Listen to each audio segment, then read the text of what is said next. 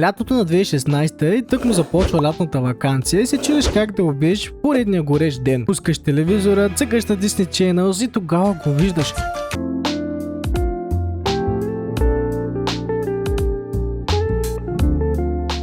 Нещо ново, нещо странно, една анимация, за която никога не си чувал. Още от първите секунди усещаш, че тази анимация не е като другите. Но това, което не знаеш, е, че тази анимация крие една от най-дълбоките и мистериозни истории, правени някога. Но за да разберем кои са те, първо трябва да разберем откъде всъщност идва идеята за Gravity Falls. Историята започва не в мистериозен град, а в главата на един човек, Алекс Хирш. Историята на Алекс Хирш не започва с голям план или връзка в индустрията, а с едно дете, което просто обича да измисли глупави и странни неща. Като малък той расте в Калифорния и прекарва много време в рисуване и измислене на истории. Не от тези деца, които просто гледат анимации, той ги разглобява в главата си. Прави си собствени комикси, снима кратки видеа с приятелите си и постоянно търси начин да бъде смешен. Хуморът му още тогава е малко абсурден, малко странен, нещо, което по-късно става запазена марка. Едно от най-важните неща в живота му е, че има близначка. Двамата прекарват летата си заедно, често на места, които не са особено вълнуващи. Малки градове, където няма много за правене. И точно там се случва нещо важно. Когато ти е скучно, започваш да измисляш истории. Представяш си, че зад обикновените неща се крият тайни, че в гората има нещо странно, че хората около теб не са съвсем нормални. Това чувство, че под повърхността има нещо скрито, по-късно става сърцето на Gravity Falls. Когато пораства, той вече знае, че иска да се занимава с анимация. Не просто да рисува, а да разказва истории чрез анимации. Това го отвежда до Cal Arts, едно от най-важните училища за анимация в света. Там нещата стават сериозни, той не е просто талантливо хлапе вече. Заобиколен е от други хора като него, които също искат да правят това професионално. Cal Arts започва да оформя истинския си стил. Не просто шеги, а комбинация от хумор, странност и история. Там прави късометражни проекти, експериментира и най-важното, започва да мисли как да прави сериал, а не просто отделни сцени. Разбира, че ако искаш да успееш, трябва да имаш нещо уникално. След като завършва, влиза в индустрията. Работи по различни проекти, включително невероятните приключения на Flapjack. Това е много важен период, защото там се учи как реално се прави телевизионна анимация. Срокове, екипи, сценари, всичко. Освен това среща хора, които по-късно също стават големи имена в индустрията. Но през цялото това време една идея не го остава на мира. Историята за две деца, които отиват на странно място за лятото. Той започва да се представя как изглежда такъв град, какви същества има там, какви тайни. Това не е просто концепция за смешно шоу. Той иска мистерия. Иска зрителите да се питат какво всъщност се случва тук. Постепенно форма идеята за Gravity Falls. Град, който изглежда обикновен, но е пълен с паранормални неща. Близнаци, които откриват тези тайни, дневник с странни същества. Всичко това идва от комбинацията от детството, интереса му към истории и желанието му да направи нещо различно. Когато решава да представи проекта, това не е лесна задача. Той трябва да убеди студия, че това не е просто още едно детско шоу. Представя идеята на Disney Channel и в началото има съмнения. Концепцията е по-странна и мрачна от типичното за канала. Не е просто комедия, има сюжет, има тайни, има и дълбока линия. Това, което променя всичко, е начина, по който Хирш представя проекта. Той не идва само с идея, а с ясна визия. Знае как да развие историята, знае, че има начало, развитие и край. Това е огромна разлика, защото много анимации тогава са епизодични. Гледаш един епизод и всичко приключва.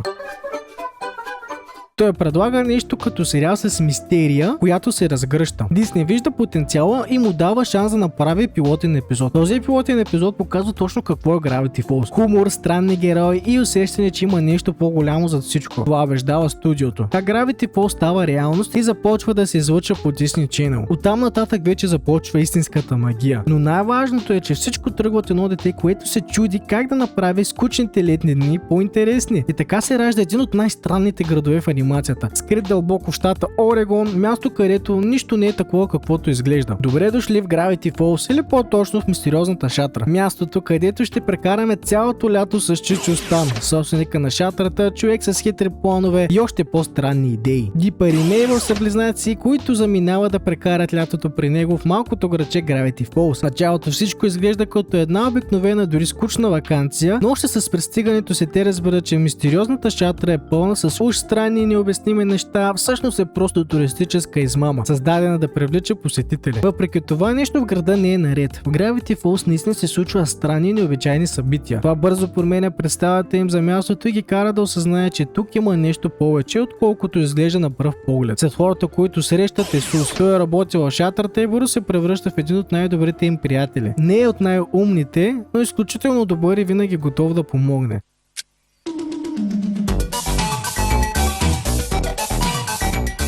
Тъй като той и Уенди работят там, двамата са доста близки и често си говорят по телефона. Друг важен човек е Уенди. Тя работи в мистериозната шатра, идва от семейство на дървосекачи. Има по-лежерен, почти момчешки характер и често прекарва времето си с близнаците или навън с приятелите си. Тя е момичето, по което Дипър си пада. Но за негово нещастие, тя вече си има гадже. Това е Роби, който прилича много на зомби. Пазете се от него. Първият епизод започва с представянето на близнаците Дипър и Мейбъл в странното градче Gravity Falls. След като чичо им Стан ги кара да лепят табели в гората, Дипър попада на кухо дърво, вътре открива скрит механизъм, който отваря тайна яма в земята. Там намира странна книга. Дневник пълен с описание на мистериозни същества. Без да се замисли, той решава да го вземе и да го проучи. Междувременно Мейбъл си намира ново гадже на име Норман. Дипър бързо започва да се съмнява в него, тъй като поведението му е странно и не изглежда съвсем нормално. След като сравнява признаците от дневника, Дипър стига до извода, че Норман може да е зомби. Мейбъл обаче не му вярва и смята, че просто ревнува. По-късно Мейбъл попада в капан в гората и се оказва заобиколена от гноми. Техният лидер Джеф разкрива, че Норман всъщност е бил съставен от няколко гнома, които са се престрували на човек. Те искат Мейбъл да стане тяхна кралица и я държат в плен, докато не се съгласи. Когато разбира, че Мейбъл е изчезнала, Дипър веднага се досеща, че е в опасност и тръгва да я търси с голф количката, която взима от Уенди. След като я намира, той се опитва да я спаси, като използва информацията от дневника. Въпреки че гномите нямат известни слабости, Дипър успява да се справи с тях и да освободи Мейбъл. Докато бягат, гномите се събират в едно огромно чудовище и започват да ги преследват. Близнаците катастрофират с количката и изглежда, че нямат изход. Тогава Мейбъл измисля план и убеждава Дипър да й си довери. Тя подвежда Джеф, като се преструва, че ще се омъжи за него, след което го засмуква с духалка за листа и го стреля обратно към останалите гноми. След това използва същата духалка, за да ги издуха обратно в гората, което е може би най-неочаквания сватбен план в историята. След всичко случило се, Стан, който изобщо не подозира за преживяното, позволява на децата да изберат по един предмет от мистериозната шатра. Дипър избира емблематичната си шапка, а Мейбъл кука с въже. Края на епизода Стан влиза в тайна врата зад автомата, като внимателно се оглежда, за да се увери, че никой не го наблюдава. Дипър, Мейбъл и Исус гледат заедно на телевизия, когато се появява реклама, казваща малкия Гидеон, който уж е екстрасенс. Тримата стават любопитни и искат да отидат да видят някои от неговите представления на живо. Но Чичо Стан отказва, защото има вражда с семейството на Гидеон. Въпреки това те решават да отидат. Докато Мейбъл и Исус са впечатлени, Дипър веднага забелязва, че Гидеон измамник и открито казва, че не му вярва. На следващия ден Гидеон идва в мистериозната шатра и предлага да направи разкрасяване на Мейбъл, която тя с радост приема. Той кани на среща, като Мейбъл предполага, че става дума за момичешко излизане и пазаруване. Дипър я предупреждава да не му вярва, но Мейбъл се оплаква, че никога не е позволено да прави момичешки неща, затова отива. Още на мястото тя разбира, че това не е срещата, която е очаквала и решава да се вижда с него само веднъж. Към края на срещата Гидеон намеква, че ще има и втора. Мейбъл отказва, но е принуден да се съгласи, след като Чичо Стан вижда в това бизнес възможност, ако двете семейства обединят усилия. Дипър се опитва да защити Мейбъл и казва на Гидеон, че тя не иска да излиза с него и че трябва да я остави на мира. В отговор Гидеон го напада с мистериозен амулет и му казва да стои далеч от тайните на Gravity Falls. Тя взима амулета от Гидеон и използва момента, за да прекрати ситуацията, като му казва, че никога няма да излиза с него и да ги остави на мира. Гидеон се тръгва, но по-късно е показан вкъщи, където планира отмъщение. Докато чете друг таен дневник, този път с номер 2, докато този на Дипър е номер 3. Също така мисля, че в епизод 1 не съм споменал, че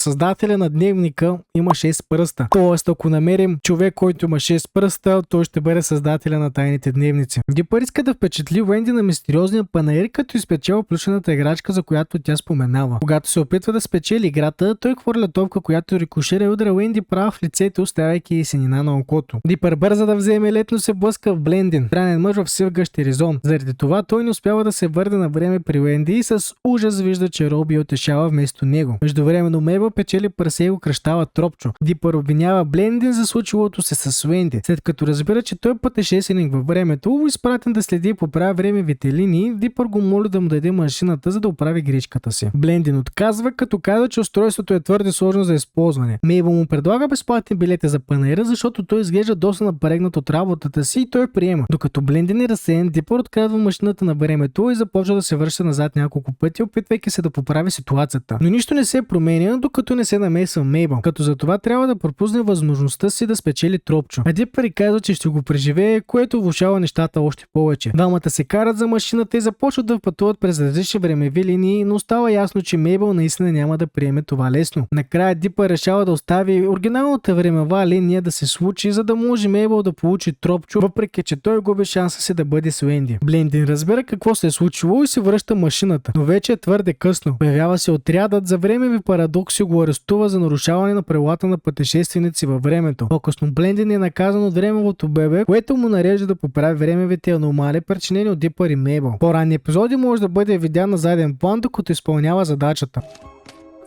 Какво си ме зяпнал?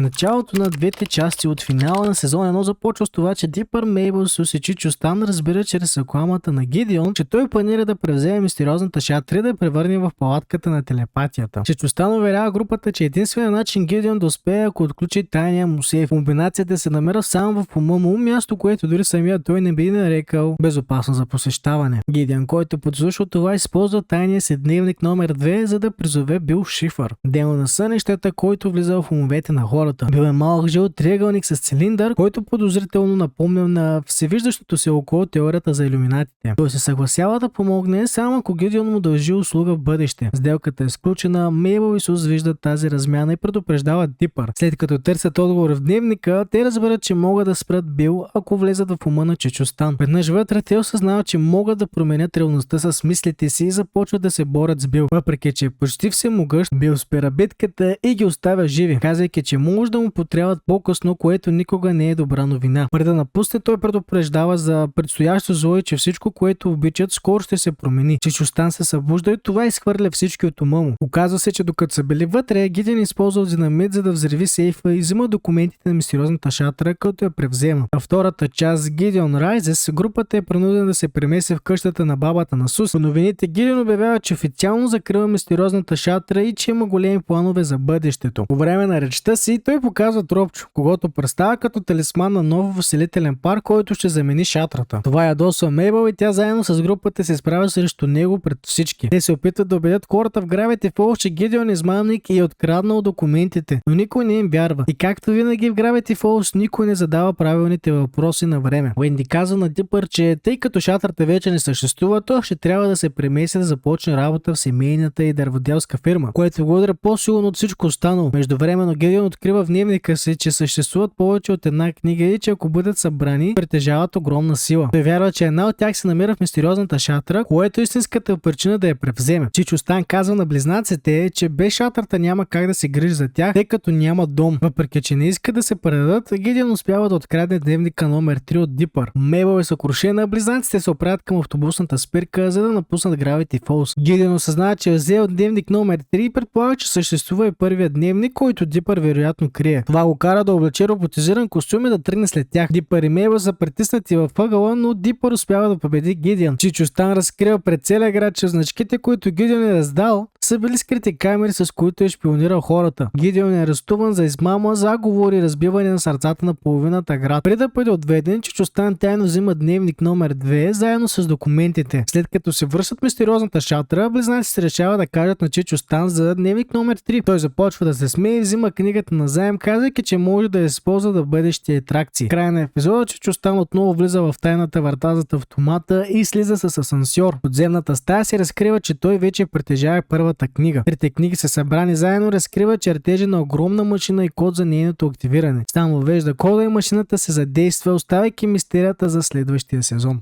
След финала на сезон 1 епизода започва с това, че Чичо Стан стартира тайната си машина. Когато тя се включва, излъчва огромен енергиен импулс, който е достатъчно силен, за да бъде засечен от правителствен радар. Това кара двама федерални агенти да пътуват до Gravity Falls, за да разследват странните феномени. На следващата сутрин е голямото отваряне на мистериозната шатра. Дипър моли Чичо Стан да му върне дневника и той се съгласява. Направил е копия на книгата, така че вече няма нужда от оригинала. Всичко изглежда спокойно, докато не се появяват правителствените агенти, които обясняват, че търсят източника на странния импулс. Дипър е изключително развълнуван, че най-накрая има помощ за разследването на Gravity Falls. Един от агентите му дава визитка, но тя бързо е прибрана от Чичо Стан, който не иска никой да разследва какво се случва. Разочарован, че не може да работи с агентите, Дипър се оплаква на Уенди. Тя измисля план. Той да влезе тайно в стаята на Чичо Стан и да вземе визитката. Дипър успява да се обади на агентите и оговаря среща, но хванато Чичо Стан е изгонен. Когато се среща с агентите, Дипър им показва книгата, но те не му вярват напълно, защото описанието звучи твърде невероятно. В отчаянието си той прочита пасаж от книгата, който случайно призовава зомбита. Това се оказва реално и агентите са шокирани. Още зомбита започва да се появяват и започва истински зомби апокалипсис. Той се охапан, типично за него, Мейбъл, Дипър и Тропо се барикадират в мистериозната шатра. Когато всичко изглежда загубено, Чичо Стан се появява и се бие с зомбитата. Докато децата се качат на тавана, той им признава, че вече е знаел за паранормалните явления в Gravity Falls, но ги е игнорирал, за да ги държи далеч от опасности. Дипър забеляза, че в книгата има пасажи, написани с невидимо мастило, което се вижда само под ултравиолетова светлина. Там пише, че единственият начин да се поберят зомбитата е чрез тригласна песен. Мейбъл е във възторг, защото това означава, че тя, Дипър и Чичо Стан трябва да изпълнят песен заедно, за да спасят положението. След това Чичо Стан позволява на Дипър да задържи дневника, но само за самозащита. Дипър е щастлив, че вече има нова част от книгата за разследване. Междувременно агентите се виждат да излизат от гората и казват, че Gravity Falls е точното място, което са търсили. Епизодът започва с това, че Дипър кани Уенди да излезе с него и Мейбъл, след като отново не успява да й признае истинските си чувства. Всички заедно откриват таен проход, който според новото невидимо описание в книгата е вход към бункера, където живее авторът. Дълбоко в тунела Мейбъл намира любовно писмо, което Дипър е написал до Уенди. Тя веднага решава да ги заключи в килера и казва, че ще ги пусне само ако той си признае чувствата. Междувременно Дипър и Уенди попадат на странно същество, но Мейбъл, мислейки, че те се престроят, отказва да ги пусне. Съществото обаче изглежда като човек и твърди, че е авторът на книгата. Скоро Мейбъл и Сус откриват документи за неуспешен експеримент с формоизменник. Тогава Мейбъл осъзнава, че Дипър не е лъгал и двамата тръгват да ги спасят. Дипър и Мейбъл следят предполагаемия автор по-дълбоко в бункера, но стават подозрителни, защото човека изглежда точно като на снимката от кутия Боб, която са намерили. Тогава авторът се разкрива като формоизменник и обяснява, че иска достъп до книгата, за да се научи да имитира различни същества от Gravity Falls. Уенди го атакува, Дипър взима дневника и двамата успяват да избягат. След като се съберат с Сус и Мейбъл, четиримата започват битка с формоизменника. В един момент изглежда, че Уенди е повалена, което кара Дипър да си мисли, че е сериозно ранена и си признава, че винаги я е харесвал. Оказва се обаче, че това е бил формоизменникът в нейната форма. Истинската Уенди чува всичко. Двете Уендита започват битка и Дипър се опитва да помогне, но се обърка коя е истинската. В крайна сметка той разпознава истинската и помага да победи формоизменникът. След като излизат от бункера, Уенди говори с Дипър за чувствата му. Тя го отхвърля леко, обяснявайки, че е твърде малък за нея, но ще останат добри приятели. Епизодът завършва с това, че Сус намира стар компютър и решава, че може да го поправи само за няколко дни. Дипър се опитва да разбере паролата за компютъра, който Сус е поправил. Той моли Мейбъл да му помогне и тя първоначално се съгласява, но бързо се увлича по новото си гадже – кукловода на града. След като той споменава, че обича куклени представления, Мейбъл решава да направи най-впечатляващото куклено шоу, за да го впечатли. Дипър е раздразнен, защото има нужда от помощта и постепенно започва да губи сън и да става все по-изтощен и напрегнат. В крайна сметка Бил Шифърът се появява отново и предлага на Дипър да му даде паролата, ако той направи една малка услуга в замяна. На следващата сутрин той обяснява на Мейбъл, че има спешна нужда от нейната помощ, но тя отново се разсеява от подготовката за кукленото шоу. Същата нощ компютъра показва предупреждение, че има твърде много неуспешни опити за паролата и че това е последният шанс. Преди всичко да бъде изтрито, паникьосан Дипър отново е посетен от Бил. Този път Бил предлага паролата, ако му позволи да използва едно тяло като вход. Дипър се съгласява, мислейки, че ще пострада само някакъв предмет от шоуто на Мейбъл. Но вместо това Бил изтласка душата на Дипър и поема контрол над тялото му. След като обладава, Бил започва да чупи компютъра, той разкрива, че Дипър е бил твърде близо до разкриването на информацията, която би застрашила плановете му. Също така иска да унищожи всяка следа от дневника. По време на подготовката за шоу шоуто Мейбъл използва дневника като реквизит, без да подозира какво се случва. Нощта на представлението Дипър осъзнава, че единственият начин да предупреди Мейбъл е да влезе в света на куклите, тъй като в духовната си форма тя не може да го види. Така той се мъква в собствената си кукла чорапче. Успява да предупреди Мейбъл и тя трябва да избере между това да спаси брат си или да впечатли момчето, което харесва. Тя избира Дипър без колебание. Мейбъл осъзнава, че тъй като Бил е в тялото на Дипър, той има същите слабости. Тя започва да го гаделичка, а изтощението на Дипър го кара да препадне. Бил е изгонен от тялото му и Дипър си връща контрола. Преди да изчезне, Бил предупреждава, че това не е последната им среща. Мейбъл използва фойерверките от шоуто, за да унищожи куклата, която Бил е използвал. Епизодът завършва с това, че близнаците са в безопасност, но Мейбъл отново остава разочарована в любовните си опити.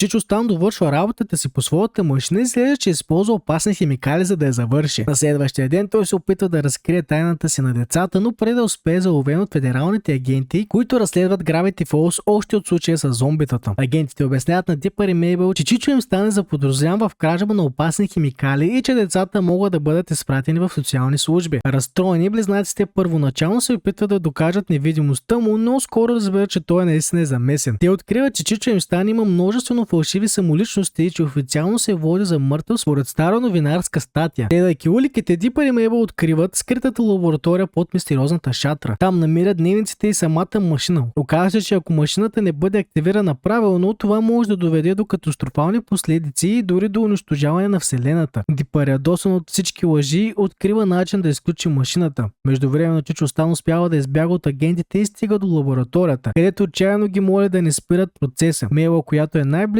до бутона, трябва да направи трудния избор. След колебания тя решава да се довери на Чичо Стан. Машината се активира и след нестабилен процес от портала излиза мъж с 6 пръста, който изглежда точно като него. Разкрива се, че това е неговия брат-близнак. Епизод завършва с това, че двамата брати се събират отново след дълго време. И това също така е авторите на дневниците. Стан фон Пайнс и Станли Пайнс са братя-близнаци. Стан фон Пайнс е авторът на дневниците, докато Станли Пайнс е неговия по-простоват, но оправен брат. Двамата се отчуждават с времето, защото Станфорд се фокусира върху образованието си и отхвърля мечтата на Станли да обиколят света заедно. След като проявява силен интерес към паранормалното, Станфорд се премества в Gravity Falls, където открива най-много странни явления. Там започва изследвания и стига до извода, че паранормалното идва от друго измерение. Затова започва да изгражда машина, която да му позволи достъп до това измерение. Той моли Магъки, своя стар приятел и колега, да му помогне. След като Магъки е засмукан в машината и едва изваден обратно, той вече не е същия и започва да повтаря странни предупреждения. Уплашен Магъки се отказа от проекта. Без да има на кого друг да се довери, Станфорд вика брат си Станли в Gravity Falls, за да му помогне. Двамата започват да се карат и по време на спора Станли по невнимание избутва Станфорд в портала. Тъй като всички смятат Стан за Форд, той приема самоличността на брат си и започва да живее неговия живот. Превръща къщата в мистериозната шатра и през годините тайно се опитва да активира портал, за да върне брат си. Настоящия Дипър разбира истината и прощава на Чичо Стан, осъзнавайки, че той просто искал да спаси семейството си. Междувременно се появяват правителствени агенти, но истинският Станфорд използва устройство за изтриване на памет и ги неутрализира. По-късно Чичо Стан казва на брат си, че може да остане в шатрата, но трябва да стои далеч от децата, за да не ги излага на опасност. Су се обажда на Уенди и разказва всичко, което се е случило в 3 през нощта. Епизод започва с това, че Бил Шифърът казва на Форд, че скоро ще получи контрол над реалния свят. Той го нарича свой стар приятел, което показва, че между тях има общо минало. Бил разкрива, че е изключил сделка с други същества и че има резервен план. Последното разкъсване в реалността, което може да се превърне в ход за него и неговите съюзници. След като се събужда от кошмар, Форд веднага предупреждава семейството за опасността. Той пита Дипър и Мейбъл дали са срещали Бил и слуша историите им. Форд обяснява, че въпреки нарастващата му сила, има начин да защити мистериозната шатра, но за това се нуждае от магически съставки, включително косъм от еднорог, за това изпраща Мейбъл да го намери. Междувременно Форд завежда Дипър в тайното си второ мазе и му разказва повече за Бил. Той обяснява, че Бил е древно същество от царството на кошмарите, по-стар дори от галактиката, и че няма физическо тяло, затова не може директно да влезе в реалността. Причината Форд да затвори портала е именно за да го спре. Форд заспива и Дипър решава да се мъкне в мислите му, за да разбере какво крие той. Той разбира, че Форд е бил в контакт с Бил. Форд признава, че е бил измамен. Бил му предложил помощ за завършването на портала в замяна на достъп до съзнанието му. Форд разбира истинската му природа и се опитва да спре плановете му. Но Бил твърди, че вече е твърде късно. Разкъсването, за което Форд е говорил, е скрито в снежно кълбо. Той е ключът към настъпващия хаос. В крайна сметка Мейбъл се връща с нужните съставки и защитата на шатрата е активирана. Епизодът завършва с това, че Бил наблюдава от царството на кошмарите и търси начин да контролира някой извън защитата. Това е началото на края. Епизодът започва с това, че стъклото на сферата с разкъсването е леко напукано. Форд е силно притеснен, защото ако се счупи, Бил ще получи достъп до реалността и това може да доведе до края на света. Затова той взима Дипър и двамата тръгват да търсят извънземно лепило, с което да поправят проблема. Те отиват до мястото на катастрофирало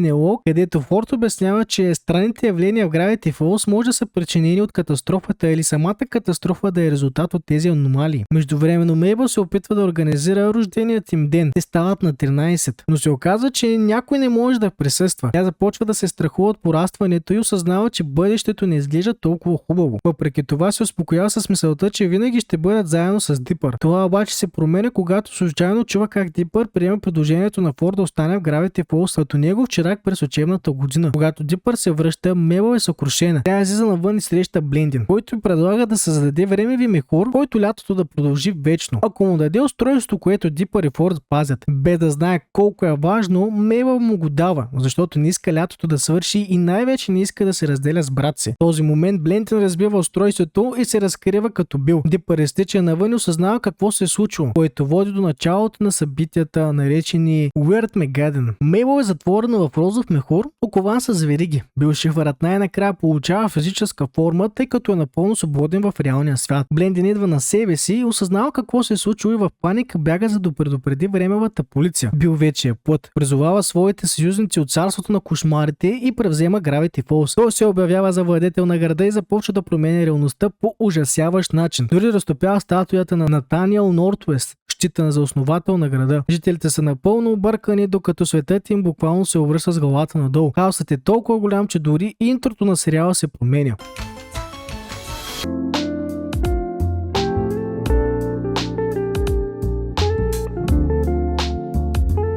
Форд каза на Дипър, че единственият начин да спрат Бил е да го върнат обратно в разкъсването и му дава специално оръжие, но се оказва, че е почти невъзможно да бъде учен. Бил пленява Форд и го превръща в златен предмет, но преди това Форд дава 3 дневника на Дипър с надеждата да намери начин да бъде победен. Бил обаче ги унищожава пред очите му. 3 дни по-късно Дипър среща Уенди, след като попада в неен капан. Той е отчаян заради изчезването на Мейбъл, но Уенди го окуражава. Скоро двамата забелязват мехура на Мейбъл и решават да я спасят. Те се оправят към изоставен автосалон, за да вземат кола, но са спрени от хората на Гидеон, който вече е на свобода. Гидеон обяснява, че Бил го е поставил да пази мехура и че държи ключа към сърцето на Мейбъл. След преследване и сблъсък, Дипър успява да убеди Гидеон да им помогне, като му дава надежда, че може да стане по-добър човек. Гидеон се съгласява и им дава ключа, след което тръгва да се изправя срещу Бил. Крайна сметка, Дипър, Уенди и Исус достигат до мехура и мистериозно влизат вътре. Бил осъзнава, че съществува странна бариера, която задържа хаоса му в границите на Gravity Falls. Междувременно Дипър, Уенди и Исус влизат в мехура на Мейбъл и попада в свят, изграден от всички нейни желания. Те я намират да спи спокойно на върха на кула, а когато й казва, че трябва да я спасят, тя отказва, защото е напълно щастлива в своя перфектен свят, където всичко е под неин контрол. Уенди и Исус поначало се опитват да я убедят, но бързо се подават на магията на мехура. Дипър остава единствения, който устоява на илюзията. По-късно той е изкушен от фалшивата версия на Уенди, която му казва това, което винаги е искал да чуе. Но той разбира, че не е истинска. Илюзията се разпада по зловещ начин и Дипър осъзнава, че мехура постоянно го наблюдава. Той заявява, че иска да се върне в реалността, но това нарушава най-важното право на света на Мейбъл. Никой да не говори за реалност. Вместо да бъде изхвърлен, Дипър убеждава Мейбъл да решат спора в съд. Правилото е просто. Ако Дипър печели, тя ще се върне с него. Ако Мейбъл спечели, той ще остане там завинаги. Мейбъл защитава своя свят, твърдейки, че там нищо лошо не може да се случи. Дипър обаче казва истината, че тя не иска този свят, а просто се страхува да не бъде сама. Той уверява, че порастването е трудно, но ще го преживеят заедно с хората, които ги обичат. Дипър дори се отказва от възможността да остане при Форд, за да бъде с нея. Това трогва Мейбъл и двамата се прегръщат, което разрушава контрола и над мехура. Светът започва да се разпада и става ужасяващ, но Мейбъл събира смелост и спуква мехура. Групата се връща в реалността и решава да потърси убежище в мистериозната шатра, където откриват и други оцелели, включително Чичо Стан. Дипър и Мейбъл се събират отново с всички в мистериозната мистериозната шатра. Там те разбират, че заклинанието, направено заедно с Форд с косъм от еднорог, наистина е проработило. Никакви кошмарни същества и странности не могат да им навредят вътре. Първоначално всички решават да останат в безопасност в мистериозната шатра, докато не виждат по телевизията, че всички техни приятели семейства са вкаменени и превърнати в трон на Бил. Тогава разбират, че понеже шатрата е имунизирана срещу странности, тя може да се изправи срещу Бил. За целта обаче трябва да бъде откарана при него. Междувременно Бил се опитва да премахне бариерата около Gravity Falls, за да може да завладее целия свят, а след това и вселената. Той залавя Форд, опитвайки се да изкопчи информация как е бил затворен, но Форд отказва да говори. Бил се нуждае от контакт, за да проникне в съзнанието му и го хваща, след което започва да го измъчва. Обратно в мистериозната шатра, тя се трансформира в гигантски робот. Роботът се отправя към пирамидата на Бил и започва битка с неговата същност. Докато битката върви, групата тайно прониква вътре, за да спаси Форд. Там откриват Гидеон, единственият замразен, който е принуден да танцува безкрайно. Те го освобождават, както и останалите пленени. Форд създава магически кръг с символи, представящи всички важни хора. Всички застават на правилните си места, освен Стан, който благодари на Форд за всички години опити, за да го спаси. Кръгът се разрушава и Бил се появява отново, унищожавайки надеждата им. Той превръща приятелите им в банери и започва да ги заплашва. Мейбъл успява да го ослепи временно с спрей за боя. Групата казва на Стан и Форд да се оттеглят, но те остават. Крайна сметка Бил бива измукан и попада в ума на Стан, а не във Форд. Форд използва устройството за изтриване на паметта и заличава Бил. Планът работи, но Стан губи паметта си. По-късно той се връща благодарение на албума на Мейбъл. Gravity Falls се връща към нормалното с леки остатъчни странности. Дипър и Мейбъл празнуват своя 13-ти рожден ден. Стан и Форд тръгват на приключение с лодка. Су става новия собственик на мистериозната шатра. В последния ден Дипър и Мейбъл се сбогуват с приятелите си. Дипър получава писмо от Уенди с обещание: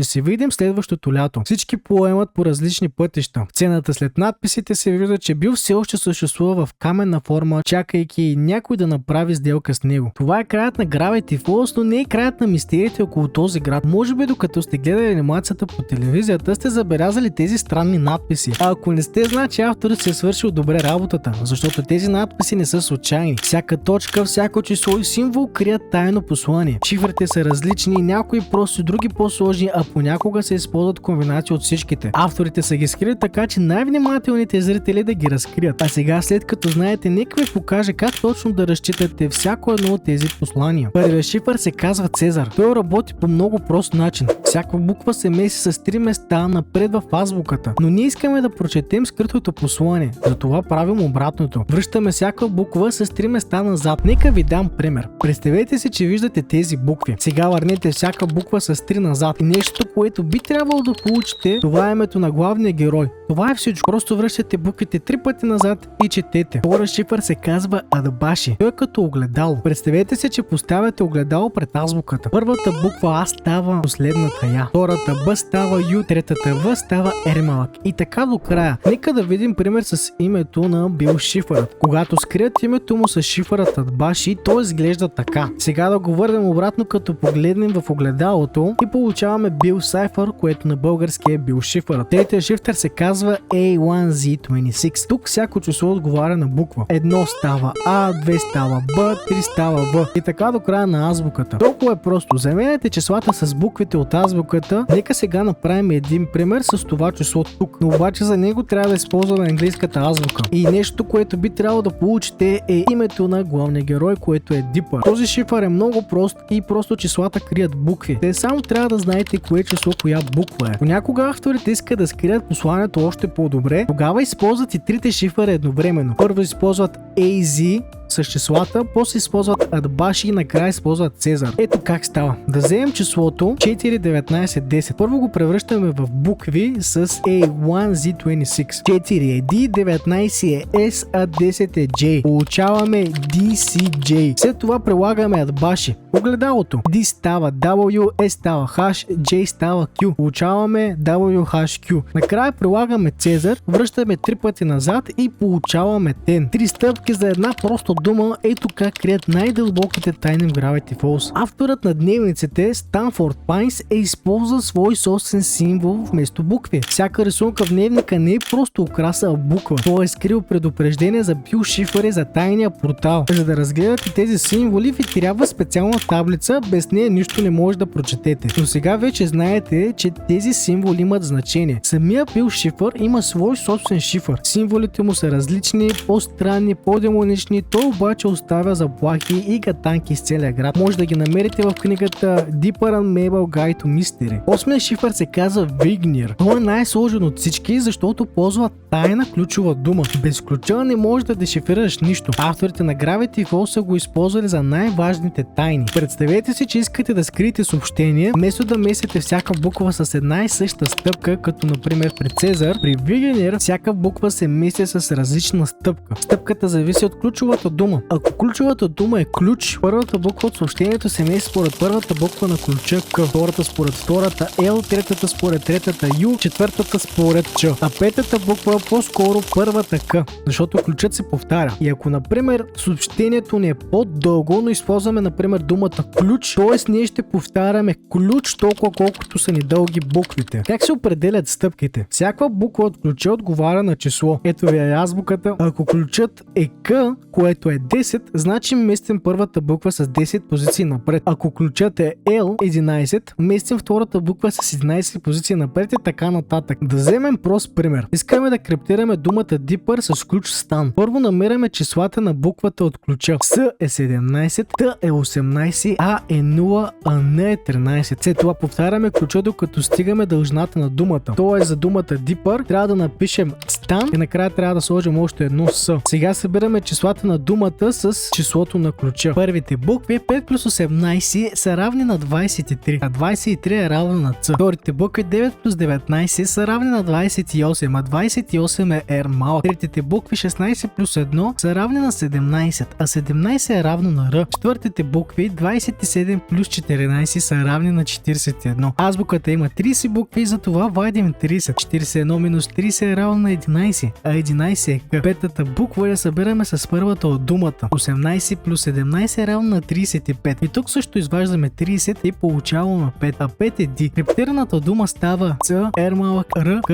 Д. Как се дешифрира? За да дешифрираме правим обратното. Изваждаме числата на ключа от числата на криптираната буква. Ако получим отрицателно число, добавяме 30. Криптираното Ц 23 минус ключа С 18 е равно на 5, а 5 е равно на Д. Криптираното R малък 28 минус ключа Т 19 е равно на 9, а 9 е равно на I. И така до края, докато не получим Deeper. Gravity Falls ключовите думи са скрити в самите епизоди. Ако нямате ключа, няма как да разгадаете посланието. Ето защо Вигнир е най-сигурният шифър в сериала. Бинарният код е езикът на компютрите. Само нули и единици. Всяка група от 8 цифри е една буква. Например 01, 001, 00 е Д, 01, 001, 001 е И и така нататък. Всички тези букви правят Deeper. Това е начинът, по който компютърите пишат тайни съобщения. Братовият таен код. Този шифър е измислен от Стан и Форд, когато са били малки деца. Те са си писали тайни съобщения, които никой друг не може да прочете. Появява се в книгата на Бил. Това е може би най-личната тайна в цялата история на Gravity Falls. Авторът е скрил тези послания само за най-внимателните зрители. А сега, след като знаете как работят шифрите, всяко скрито послание, всеки странен надпис и всяка рисунка придобива нов смисъл. Време е да се върнете назад и да разгледате това, което авторът е скрил пред очите ви. Защото в Gravity Falls истинската магия не е в чудесата, а в тайните, които чакат някой като вас да ги разкрият.